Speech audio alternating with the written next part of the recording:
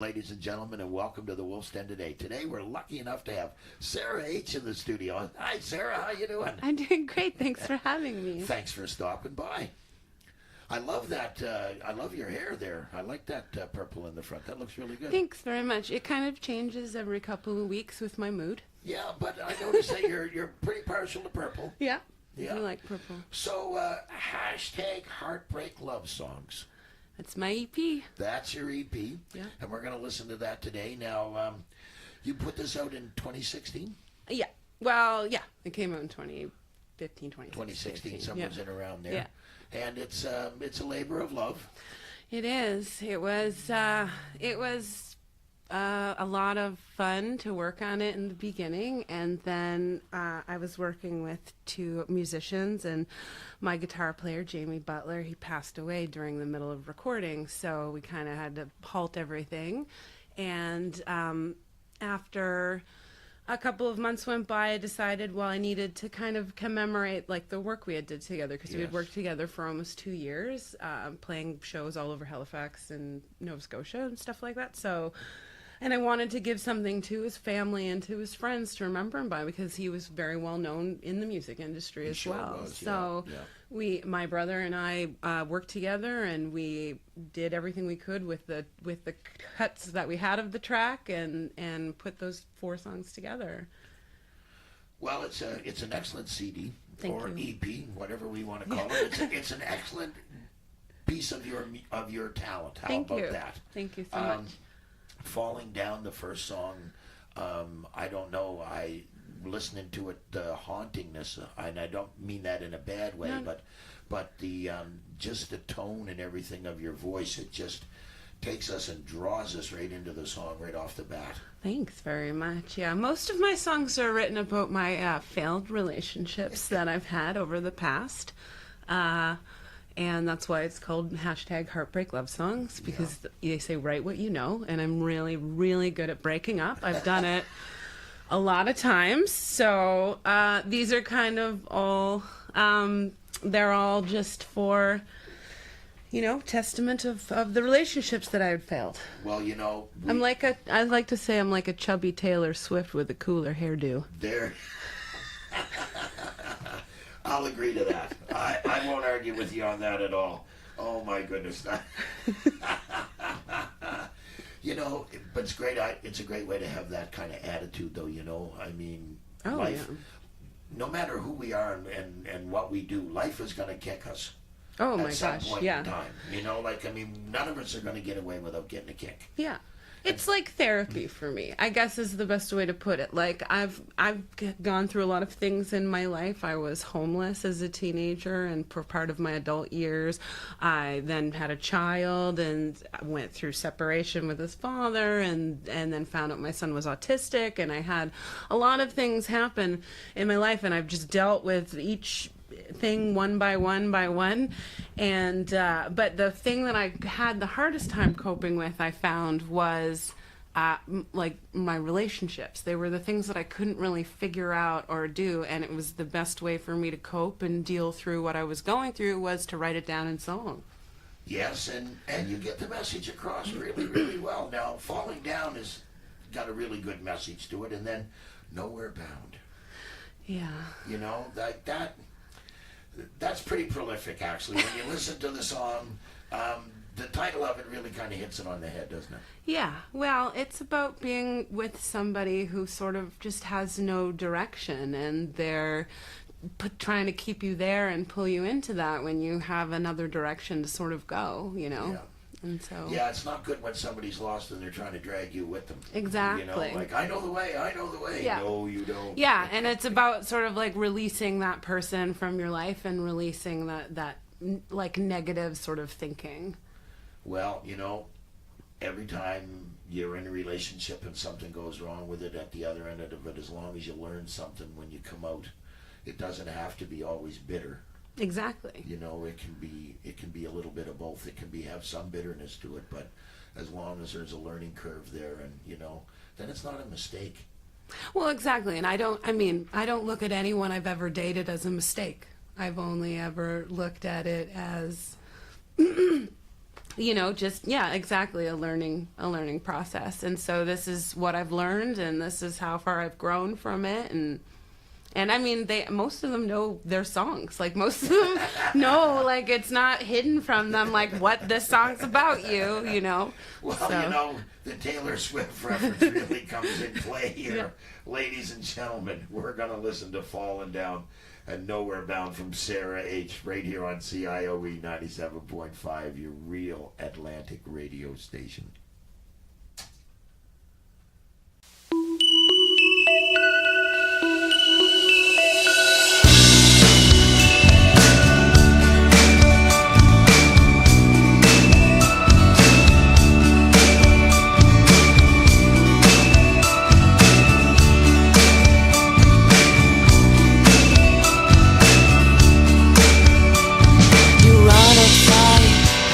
Don't know what to do, and you lied. I kept on asking you, but we tried. You wanted something new, and you hide. I meant anything to you, but time, it wasn't on my side, and well, I won't be denied, 'cause I won't break my stride.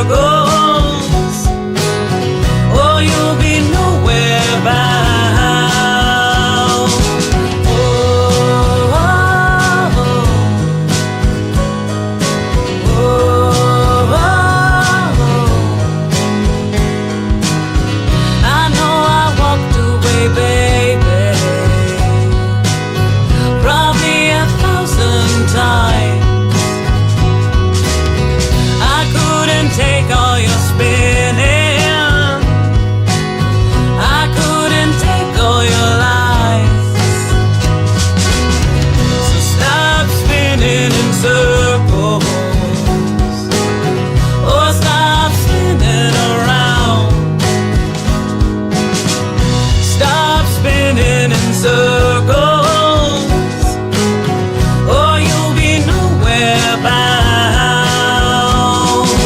Oh, oh, oh, oh, oh.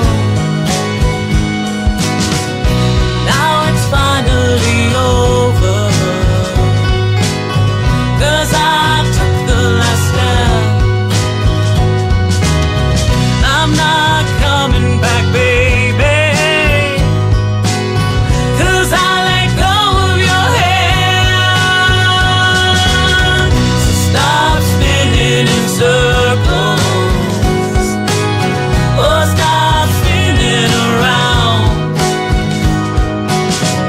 Stop spinning in circles, or you'll be nowhere bound.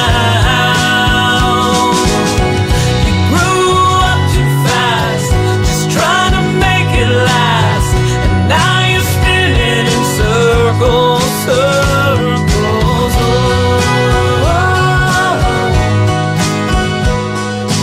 oh, oh, oh.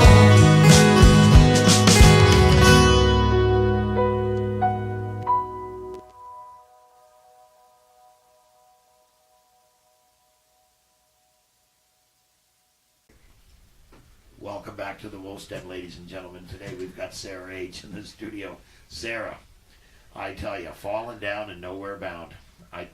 You know, like we said earlier, they definitely hit their mark. Now, Sarah, you were talking there about it when you did your EP. We lost Jamie, and then you were talking about you have a son, and I know from following you on Facebook for the last couple of years, I know just exactly how passionate you are about your love for your son. Yeah. And your goal to make things go better for him and people like him, correct? Yeah.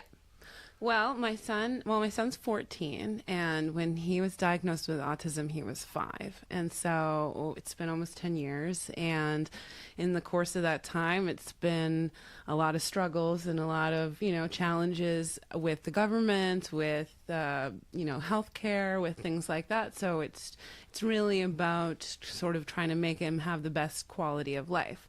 A lot of times with people who have autism, sometimes they have other diagnoses as well, which, but we don't. I'm fairly lucky. My son's a high functioning autistic, and he can do a lot of things independently. So we do have hope that one day he will live independently.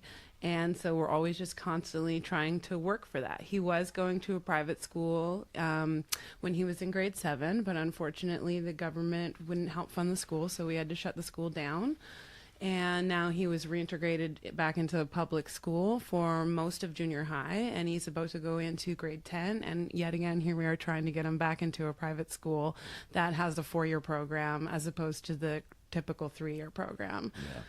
So we've just, we're just working hard as a family together, doing what we can to kind of just give him the best quality of life. And a lot of it's out of pocket and through Autism Nova Scotia. And without, I think without Autism Nova Scotia, we wouldn't have been able to get as far as we have, like with his socialization and things like that, because they offer such great programs. Yeah, and I know that over the period of the last few years and when he was in private school, like, he really shined.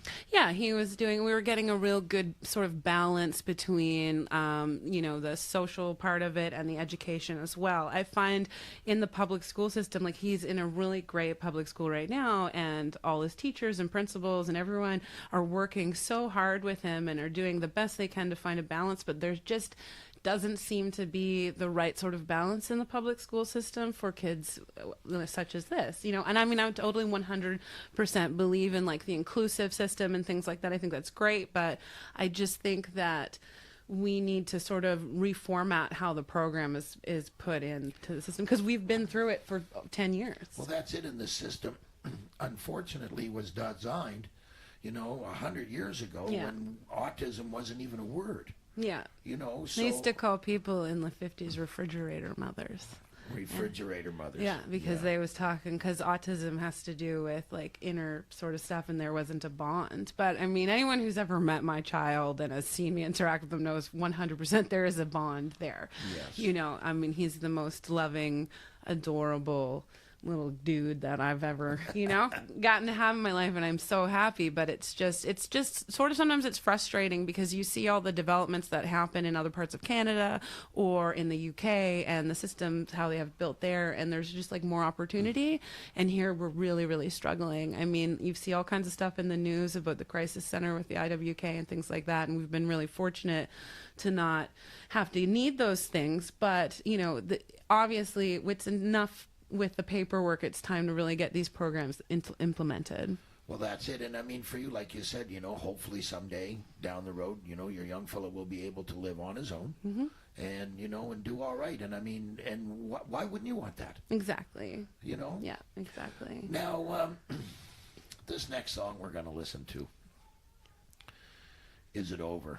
I pressed rewind. Oh, it's a song about unrequited love, I suppose. I suppose. Is it over? When you like were young, you know, do you remember having crushes on people? Oh, for sure. Well, I used to get big crushes on some people in my life, and this song was about a boy that I had a huge crush on, but he was my best friend. Oh. Yeah. And it was never, like, it was not mutual. And I had to learn really quick how to sort of deal with that, because if I wanted him in my life, we had to be friends. You know what? I can relate to that. When I was a young man, there was a lady that I had quite a shine for, and she didn't see any of that. Yeah.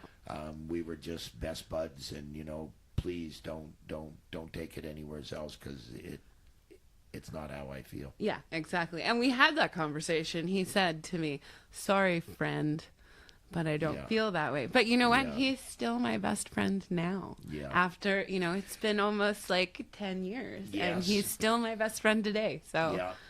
And we were best when I lived in out west. We were best friends for years. I mean, you know, we had got to the point where we had decided that, you know what, if we complicate this any more than what it is right now, we're just going to ruin it. yeah. And I'd rather have you in my life as my friend.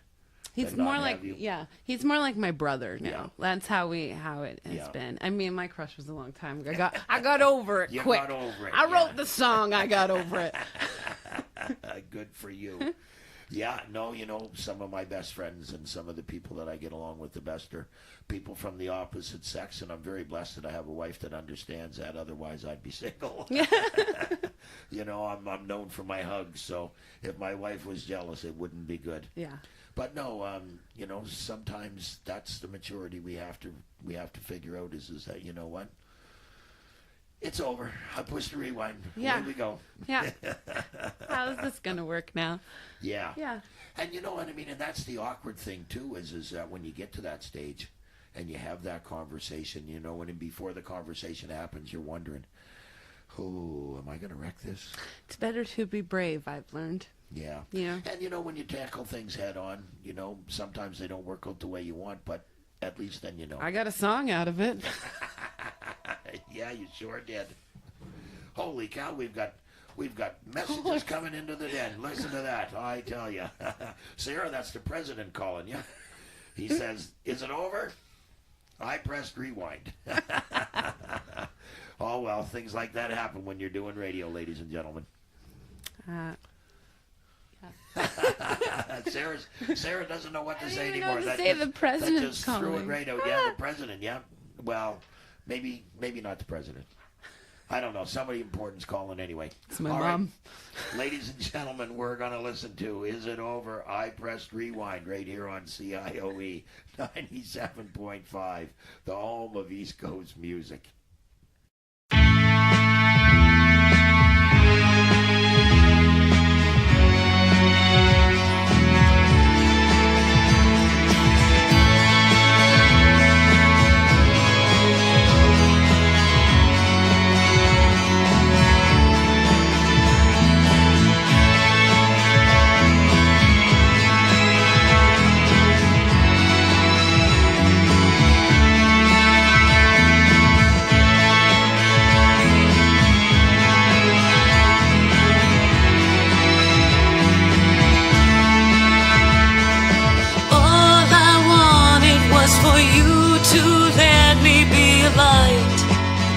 shine so bright. I laid it all out for you and I told you what to do, but no, I'm not your type. Is it over? I pressed rewind. Can't be sober all the time. You're like a movie star. Your dreams are so big and far away. And you say that I'm there right by your side, except when it's late at night. Now hey, that's not right. Is it over? I pressed rewind. Can't be sober all the time. And my dreams are crashing down. And I'm spinning all around, 'cause my heart breaks without a sound.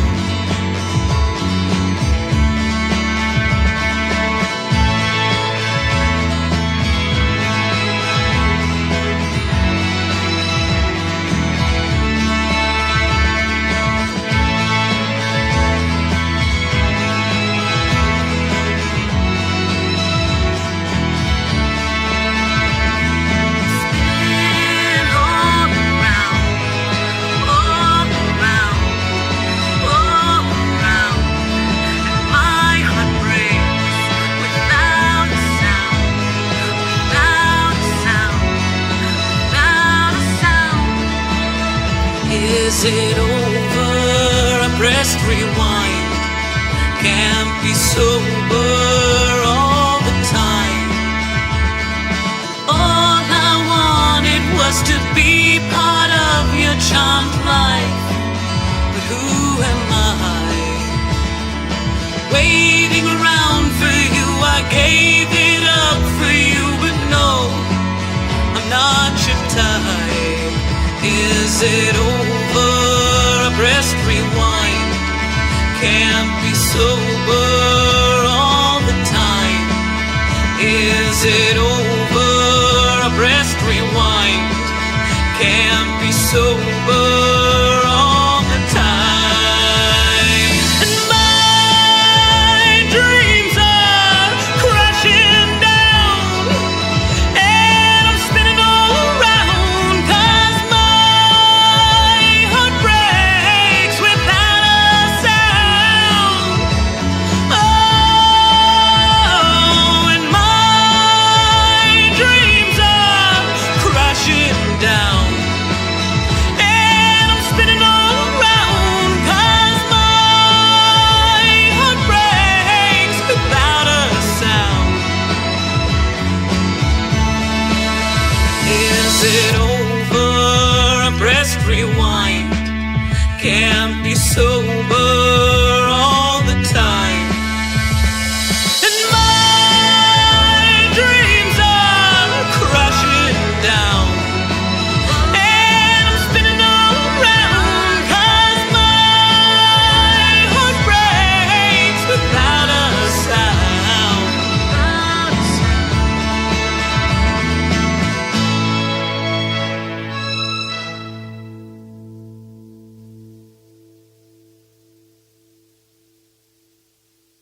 Welcome back to the Wolf's Den, ladies and gentlemen. We just listened to Is It Over? I Pressed Rewind. Well, Sarah, I don't know. Your lyrics are right on point. Thank you. I mean, you certainly get your message across. My message is kind of like, hey, you know what? I'm doing just fine without you. And that's a good attitude to have. Yeah. But, you know, it's nice, too, that you get to use your creativeness. You know, It's the only thing I know, I guess is the best way to put it. My mom told me when she was pushing me in the stroller, I was singing. Jolene, Jolene, please don't take my man. So it's just been something that I've always done. I've always loved singing. And even when I was a teenager and I started running away from home and putting my family through hell, that was how I made money, and that's how I learned guitar, and that's how I've gotten to the point that I am, that I'm at today. Yeah. Yeah, I left at a really early age. I didn't go to the street, although I was homeless for a little while and slept in my car, and Yeah. I did some couch surfing and you know, and I stuff did a like lot that, of couch right? surfing, Yeah. too. Yeah, I probably burned up a lot of friendships couch surfing. Yeah. I've made yeah. some of the bestest friends that I've ever made being homeless with them. I mean, homeless in Halifax as a teenager is definitely a lot different than being like an adult who's homeless and going through a rough time, like losing their job. This was me trying to rebel against my family. It was Yeah. the punk rock thing to do, was to leave home and squeegee and panhandle and stuff like that. And you know, I remember my friends saying when we were like 14 and 15, oh, I hope I get kicked out in the summer. You know, things like that. So it was what was the cool thing to do back then. And unfortunately, I got swept up with that. And I put my family through hell because I left home at 16 and I didn't come back until I was having my son at 22. Yeah. Yeah, I left at 17 and I moved to Saskatchewan. Yeah. You know, and I was an only child, so, and then, like the good son that I was, is I never kept in touch. Yeah. See, I did. I would call my parents and go, I'm in danger, and hang up the phone. Oh, no. Yeah, I was a pretty bad person. I'm surprised their marriage survived me, to be honest with you.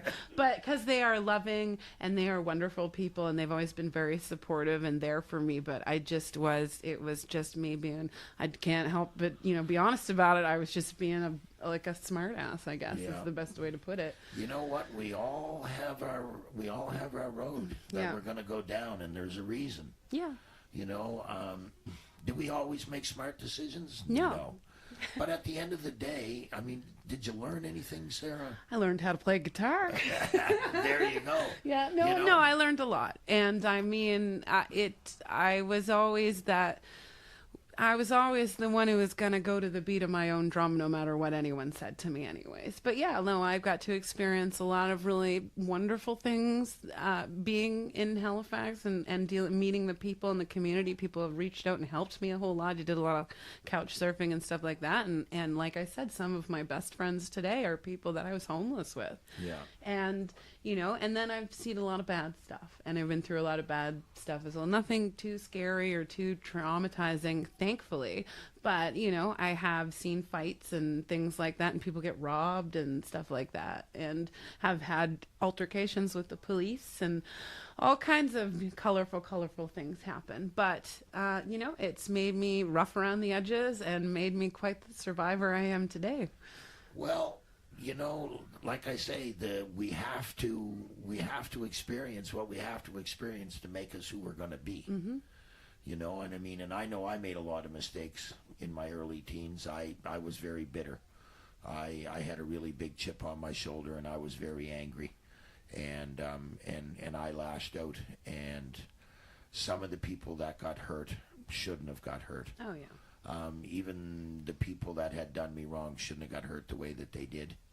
And I can't go back, but I can be a better person today. Exactly. And that's kind of like how I try to live my life as well. You know, I was angry and not a very good person before my son came along. I like to say that my son saved my life. Like, he really did. He got me out of that, you know, where I was, and made me have to make really important adult decisions that I wasn't, you know, didn't seem ready for. But like, I went back to high school. I ended up going to university and college and all kinds of different things, like, after he was in my life. And then when, like I said, when I found out he was autistic, it was like another thing switched. And now all of my stuff is about learning about autism and learning how to give him the best quality of life. And that's really, you know, music is the second thing I do.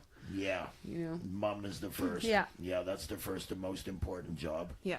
But it's probably the most gratifying, too. It is, you know, I mean, to see the steps that he's been able to do when he was younger, you know, there were certain things he wasn't able to tell me about stuff. You know, Yeah. he wasn't able to tell me how he felt or things like that. And now, as he's getting older and he's learning more, he's able to do so much more. Like, he was scared to death when he was younger of getting water on his face, and now he's jumping into the pool in the deep end. Yeah. You know. Wow. So yeah. Right on. Yeah. You gotta love that. Yeah. You know, that's progress. Yeah. Exactly. That's major progress. You Yeah. know. But I think too, my experience with autism and that I have a lot of experience and a lot of dealings with people with mental health issues. But one of the things that I notice about people with autism is that when they trust you, they trust you. Yeah.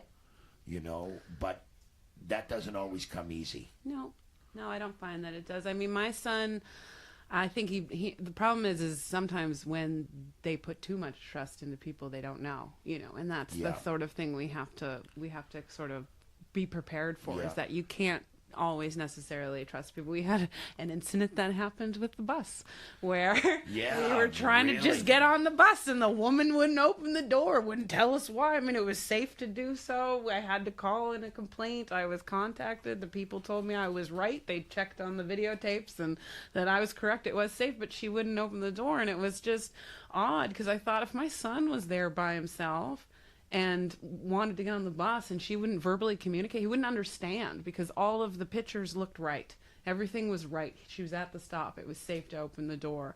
You need to be able to communicate, you know, that sort of thing. So it was a life lesson for him where he learned that you can't necessarily trust everybody. Exactly, and things don't always go the way you think they're going to Yeah. go, so sometimes you just got to take a breath and step back. Yeah. And I mean, in that day, I felt so bad for you that day, you know, when you posted about it and that, and I was thinking about your son and thinking, like, you know, how do you explain, that's, you know, like, how do you explain that to Yeah, him? exactly. And that was the part that we were struggling the most with, was like how to make you understand, like, you know, I don't know what the reason was. I never asked why she wouldn't let us on the bus. I don't really care. Like, That's it's not just, important. no, what's important is that she had an opportunity to verbally communicate that to me, which was safe to do so, and she didn't. And that could have it could have made our experience so much better and Yeah. give me more trust within the system. Exactly. Now, we're going to listen to a tune coming up here, and this is the last one off of your EP, and then you're going to play us a couple of tunes to go out live. Thank you very much for that. But we're going to listen to A Little High. So tell me a little bit about A Little High here in 30 seconds. Little High is about a song about a guy that I dated who had a cocaine addiction. Oh, my. And he was always just a little high. A little too high. Yeah. Unfortunately, the addictions are out there. But, you know, again, another life lesson learned, right? Yep. You learned something out of that. I did. I learned to not always trust people. Exactly. And stay away from the cocaine. Oh, for sure. Ladies and gentlemen, A Little High from Sarah H. right here on CIOE 97.5, the home of East Coast music.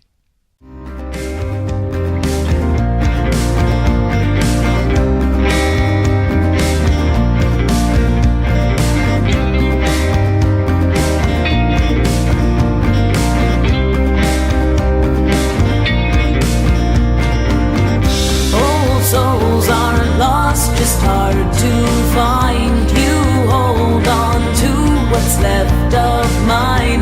Take me out and show me what I'm doing.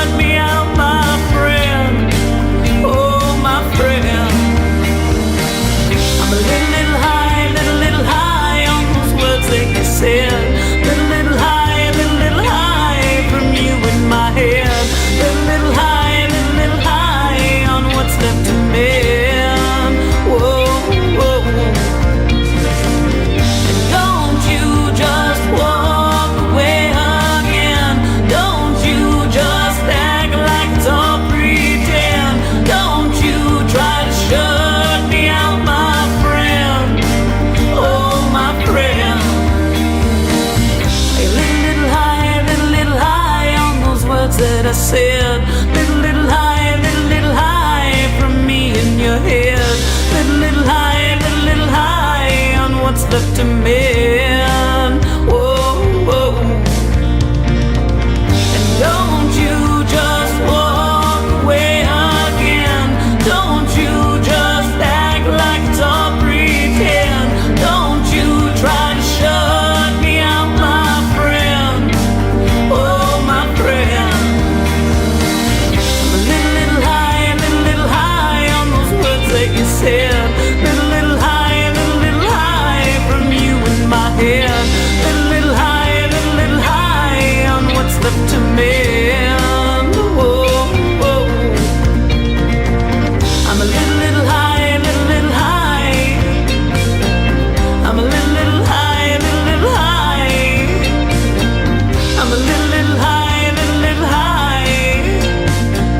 I'm a little high, little high. It's not the end.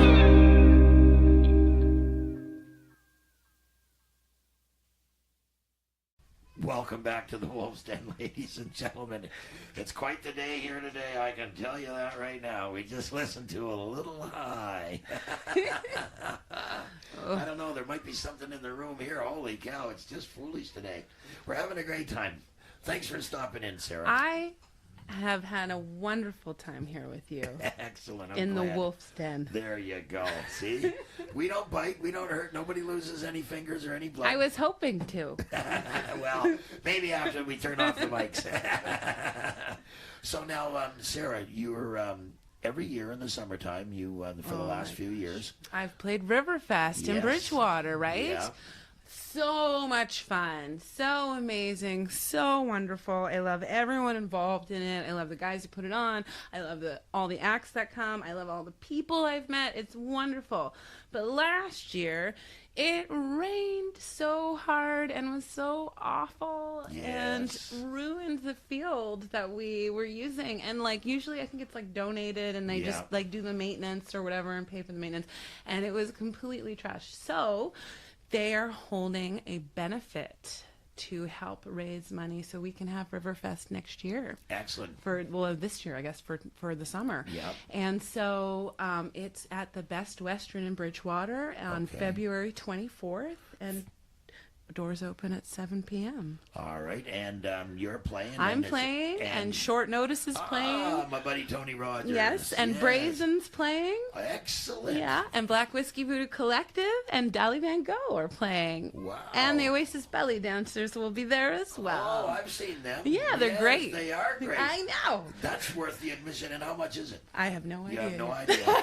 You're just going to be there. I'm just going to be there. As soon as I know, it's going to be plastered all over Facebook. But right now, I just know that those are the acts that are involved. I know where it is and what time it starts. And that's all for Riverfest so that they can clean up the field so that they can have the festival there this summer. Yeah, and it's a great place. I mean, it's wonderful. It's a great place for musicians to all get together and meet up, and it's so loving. Everyone's so supportive, and you network, and I've met so many different people, and I've worked with so many different people out of there. It's been fantastic. Well, Jen Miller's played down there, if I'm not mistaken. Yeah. And but Tony Rogers and Short Notice, I went to elementary school with Tony, so I've known Tony a good long time. Yeah. So hopefully, now what's the date again? February 24th at the Best Western in Bridgewater. Okay, and I imagine there's deals on rooms and everything like that there. I'm guessing. You're just going to show up and play. It's not, everything hasn't been worked out yet. I just know Okay. this little bit of information, and I just hope that we get a big crowd and we can raise the money. I also know that if you go onto the Riverfest webpage on Facebook, they have a GoFundMe page set up as well. All right. So it'd be great for you to check that out. You know what, ladies and gentlemen, even if you don't go to this festival, all right, if you've got 10 or 20 bucks in your jeans that you don't know what to do with and you want to donate it somewhere where it's going to make a difference, Yep. let's give it to Riverfest, okay? Yeah. Because the festivals that we have here in the summertime are second to none. Yeah, and it's great, and it's amazing, and it's so much fun. So it's really worth, and we don't really have like a whole lot of festivals for local musicians, really, and this is such a great platform for people to It to is be- indeed. Yeah. I wish my motorhome was a little smaller, like tent size, so I could go. Usually, I'm usually booked that weekend, but Yeah. if I'm not, I'd really like to take it in. Oh, it's wonderful. It's so loving. I know my buddy Chris DeLong played there last year with a band. I can't remember the name of his band, but Chris was saying really good things about it as well. Yeah, it's great. Well, that's what we need. So, Sarah, we're going to get you to end today. We're going to get you to play Our Love Forever and What About Love? Yeah. Okay, so we're going to get you to play them live here in the studio. And that's going to take us out for the end of the day. Now, people can reach you on Facebook. Yeah, Sarah H Music on Facebook. You can search me on YouTube for Sarah H Music.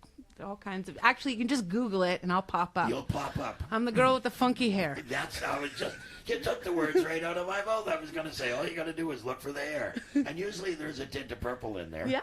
You Tint know? or blue. Or blue. Yeah. But that's just the way you are. Thank you so much for stopping into the Wolf's Den Thanks today. so much for having me. It was a pleasure. Yes, and I want to thank my producer, Mr. Jim Womble. And ladies and gentlemen, as we always say on the Wolf's Den, please, please be kind, be nice to each other, and always, always, always hug the ones you love.